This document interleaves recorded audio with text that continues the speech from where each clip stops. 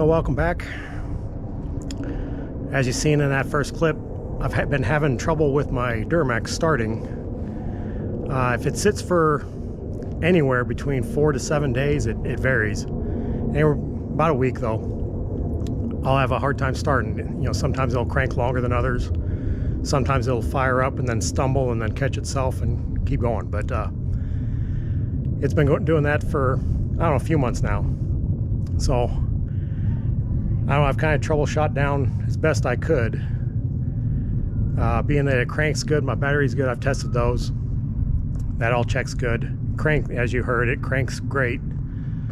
So I'm going to change the fuel filter head on this guy. I have rebuilt my old one a few times. I've got 250,000 miles on the truck, so it's had a few years of use. But I have rebuilt the filter head about 3 times, I think, on this. Still leaks. Just one of those things. Always, usually high speeds or whatever you want to call it, highway driving, I'll get a puddle of fuel collecting right here in this valley on the fuel filter head. No other leaks, nothing running down, that sort. But for some reason, like I said, on long trips, high speeds, whatever you want to call it, it'll start collecting fuel. So I'm wondering if this is just got enough of a leak now, whatever reason, that it's allowing air in, allowing the pressure to bleed off, and causing you know, the prime to lose prime until I've got it cranked enough, started up enough to get that prime back and get it to run. So if nothing else, it was only about 130 bucks on Amazon. Got a new one, AC Delco. Supposedly, gotta trust what you know on there when they list stuff. But it is an AC Delco filter on it. I'm sure it's an OEM. Everything looks OEM on it anyway, down to the plastic bleed screw there. But new whiff sensor and everything. So I'll figure, why not? It's time to change the filter anyway. Can't hurt. This is not that old, but it still has maybe 10,000 miles, somewhere about 8,000, somewhere in there on this filter. So it is time to change. Could change anyway, you never know. I do have an Air Dog lift pump on here with the filters on it, of course. But yeah, so this one is kind of like just a secondary filter on here. But I'm going to go ahead and get you set up here. It's just these 2 bolts, the 2 fuel hoses here, a couple connections on here. I'm going to go ahead and remove this just for ease of access, filming wise and otherwise, even too, just a little bit of ease of access. I tried getting a screwdriver on the clamps down here for the fuel hoses, and they were not the easiest to get to, so I'll go ahead and move this out of the way. Also, there's a cold side pipe for the turbo. But get you set up, remove a couple things, get this guy swapped out, and go from there.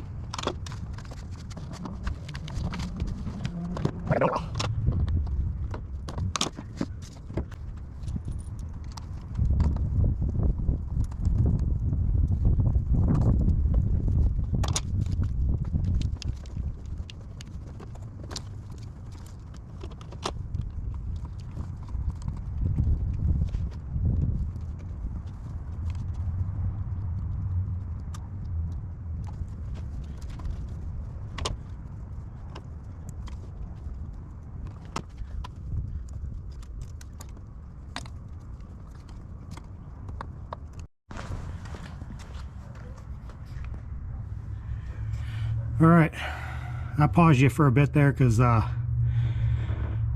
these hoses were a pain to get off. I had replaced the hoses a while back when I had done the, I believe it was Nictane fuel adapter to put the cat filters on these. I had done the my fuel hoses too. But anyway, the hoses I used were off of my Air Dog system I put on some spare hose I had. But yeah, getting them off now, they are hard as a rock, almost anyway, and just would not come off the fitting. So I ended up cutting them. I had to run to the store, to the hose store, and get some diesel fuel rated fuel hoses for this guy. That's something key to remember too, is yeah, use make sure you don't just run down to O'Reilly's or wherever and get fuel hose. Make sure it's diesel rated, because diesel will eat up rubber if it's not the right type of rubber. But I went ahead and replaced both fuel hoses from the Fickum, and then going to the CP3 pump. I believe that's where it goes anyway. But yeah, fuel hoses are replaced with new hoses between the Fickum box here, fuel injection control module box, from there up to the head, and then from there over to the fuel rail to the CP3.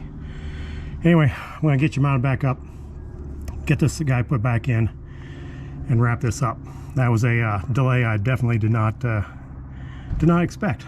So we'll get this wrapped up.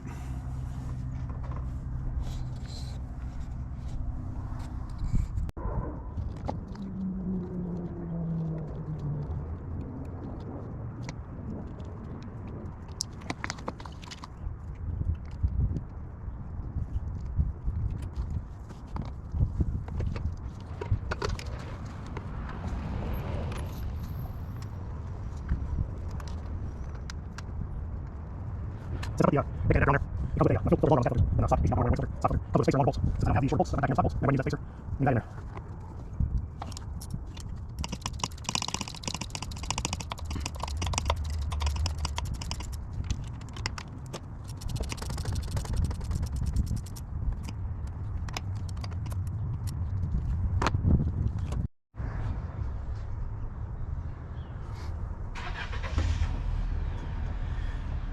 All right, pretty much got everything buttoned up. Don't forget to plug in your heater, your water whiff sensor, water and fuel sensor down there. Both those get plugged in underneath this boot. So I had all that off. But yeah, don't forget to plug those guys in. They're keyed, if you will. There's only one way to plug them in, so if you got to force it too bad, you're probably plugging it in the wrong way. So make sure you plug it in the right way, and it'll snap in when it's in. I went ahead and swapped out the stock plastic bleed valve. I had an XDP aluminum bleed valve, so I put that back in.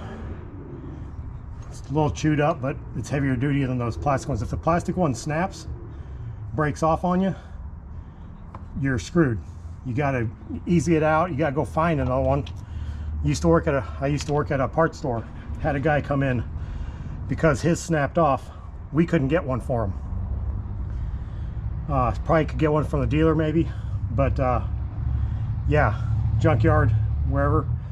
But it's a good idea to upgrade that bleed screw, air bleed, for to the aluminum ones. Take that plastic one out. So anyway, now we got our all buttoned up, hooked up and everything. To get the air out, to prime them. This guy right here, you back off your screw, start pumping. I don't know if you can hear it, there's hissing, that's air escaping. As fuel is coming up, suction, fuel is coming up from the tank or wherever it bled off to, however low it bled. But coming up, it'll fill up the filter. Once it fills the filter, you'll get fuel coming out of this bleed screw. There's a little groove. I don't know if you can see it or not, but there's a little groove in this screw to allow air to escape as it's doing now. And then of course fuel, once the fuel gets up there. You just gotta keep pumping. Sometimes it takes longer than others. Just keep pumping until you get fuel. And I've done this in the past. I do have my primer, my Air Dog lift pump. Turn that on a few key cycles to prime. I did that once in the past. Had the bleed screw cracked open, to allow the air out. That pressure, that fuel coming out with so much pressure, it ended up cutting the O-ring. I had to go find another O-ring before I could finish the job. So because of that, that's why I'm not using the air dog to prime it. I don't know if it'd be okay. You know, you don't want any air going through the system. Air is bad for your injectors, air is bad for the CP3 pump, all that. So I'm good with just standing here pumping this thing, even if it takes me 5-10 minutes, just to get the fuel primed up and air out of the system. So I'm going to continue doing that, and I'll bring you back once the fuel starts coming up out of that bleed screw.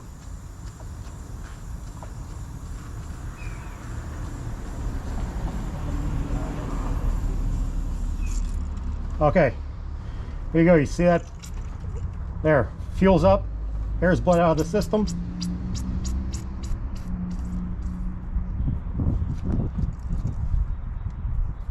Good enough. Tighten that back down wherever my screwdriver here went. I should use, the whole idea of this is to use a socket, but I just used my screwdriver there. I know that defeats the whole purpose. We'll blot up this fuel that spilled out.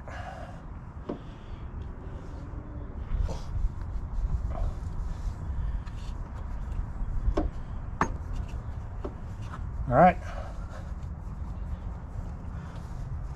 I'm going to put the air intake back on, hook up the MAF sensor. Don't forget to hook the MAF sensor back up on the air dog or the Banks ram air system. They move it back here.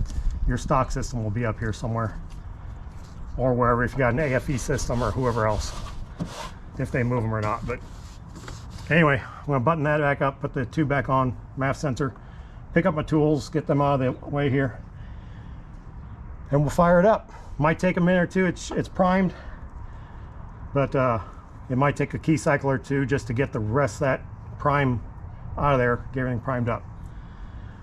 So we'll get this guy wrapped up here.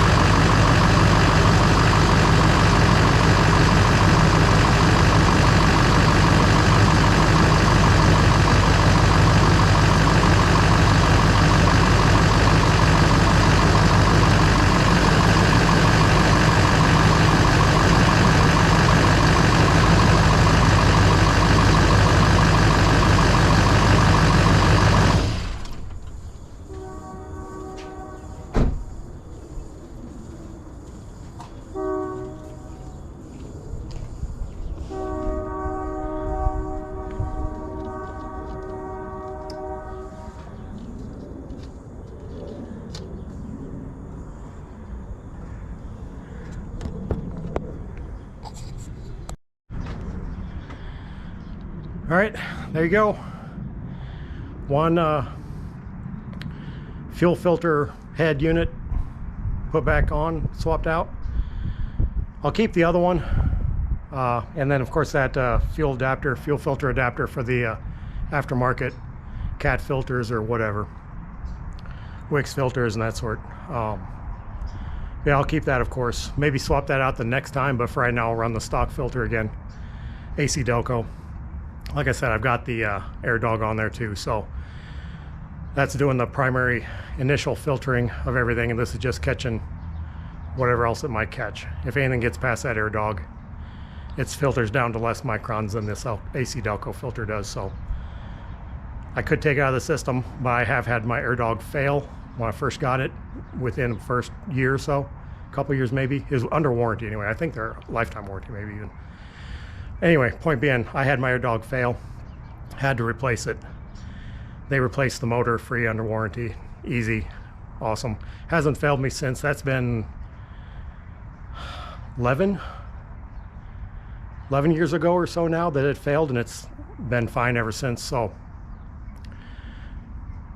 point being, I still keep the stock filter on here just for a backup. You never know if something fails and you gotta splice a line, take that out of the system. I'll still need a filter in line. So anyway, we're good. Started right up. Hopefully this fixes my failure to starts in the mornings, or well, after sitting for a week or so, anywhere between 5 to 7 days. If it sits, it didn't want to start, hard cranking or whatever. So thanks for watching. Hopefully you got something out of this. This would have been a lot quicker job if those hoses had came off easier. But I had to stop, run to the store, get some fuel hose. Remember, diesel fuel specific, otherwise diesel fuel will break down regular rubber hoses. But thanks for watching. I got my other playlists for the Duramax for my Ford Ranger and Amsoil down in the comment section, or down in the description section, whatever you're going to call it. We'll catch you all later on the next one.